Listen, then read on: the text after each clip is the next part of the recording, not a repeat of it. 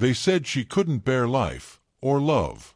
Out here, under the raw Wyoming sun, that made her worth less than a mule. Dust coiled around the auction yard as men shouted bids and spat tobacco. Evelyn stood among them, wrists red from rope, eyes fixed somewhere beyond the horizon. The auctioneer's gavel cracked through the air like a pistol. Sold. Infertile stock. The words burned hotter than the sun. Caleb Turner hadn't meant to stop. He'd come for lumber and feed, not another ghost to feed off his guilt. Yet something in her stillness, some quiet defiance, caught him off guard. He tossed the coins without thinking. She didn't thank him, she didn't look at him. Just climbed into the wagon like a shadow taking form. The road home stretched endless and silent. The horses snorted against the wind. Caleb kept his eyes forward, pretending not to see the bruises on her neck or the way her fingers trembled when thunder rolled over the plains. At the ridge, the sun bled red into the earth. For a moment, he thought he saw his late wife's reflection in her hollow gaze.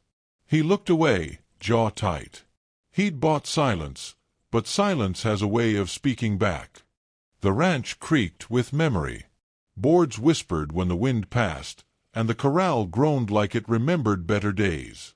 Evelyn moved through the silence like smoke, quiet, steady, impossible to grasp. Caleb watched her from the porch, pretending not to. She rose before dawn, fed the horses, patched the fences, never asking where anything belonged. Whiskey, his one-eyed dog, trailed her everywhere, torn between growls and curiosity. At first, Caleb waited for her to falter. Most did. But she didn't. Her hands were small but certain, her eyes unflinching. Sometimes she hummed while working, soft tunes with no words, songs that seemed older than the soil itself. He found himself listening when he shouldn't, wondering who she'd been before the world called her barren. One afternoon, he caught her climbing the windmill to fix a bent vane. "Ain't much of a lady's chore," he called.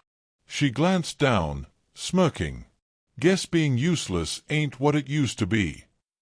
He almost laughed, and that frightened him more than her silence ever had. That night, as coyotes howled and the lamps flickered low, Caleb admitted the truth. The woman he'd bought like livestock was teaching his house to breathe again. But the wind outside was changing. Thunder cracked the sky open, spilling rain across the prairie. Caleb woke to the horses' terrified cries and ran for the barn, rifle in hand.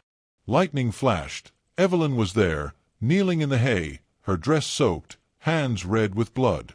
For a heartbeat, he thought she was hurt. Then he saw the foal. A trembling, newborn creature gasping for air beneath her shawl. She'd hidden it there, nursing it in secret, keeping it alive with scraps of milk and stolen blankets. "They said you couldn't bear life," he whispered, voice rough with disbelief. Evelyn pressed her palm to the foal's chest. "They were right," she said softly. "But life bore me." For a long moment, neither moved. Rain hammered the roof, and the foal let out a weak, desperate whinny. Caleb felt something in his chest crack open, something he'd buried with his wife and unborn child. "You saved her," he said. Evelyn shook her head. "No. She saved me." He sank to his knees beside her, the rifle forgotten, the thunder fading into the distance. The barn smelled of rain and rebirth. But before dawn broke, hoofs thundered again, this time from the ridge, where the sheriff's men rode fast and hard toward the house. The sheriff's voice tore through the dawn. "Turner! You're harboring stolen property." His deputies dismounted, boots sinking into the mud. Caleb stepped out of the barn, rifle steady, rainwater dripping from his hat brim. Evelyn stood behind him, clutching the foal to her chest. The wind carried her hair across her face, but her eyes held no fear. "She ain't property," Caleb said, his voice low, certain. "Neither of them are." The sheriff hesitated, hand resting on his holster. The foal let out a weak cry, its legs shaking. Something softened in the man's eyes. "That animal was marked for slaughter," he muttered. Evelyn met his gaze.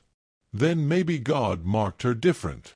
A long silence hung between thunderclaps. Finally, the sheriff nodded once, turned his horse, and rode away without another word. Caleb lowered the rifle, every muscle trembling as if the fight had lasted years. Days later, sunlight spilled across the valley, painting the ranch gold. Grass returned, fences mended, laughter echoed again. Evelyn planted wildflowers by the old grave on the hill, whispering to the wind, "Maybe we're not fixed, we're just found." They sold her as infertile. But on that land, love proved every man wrong.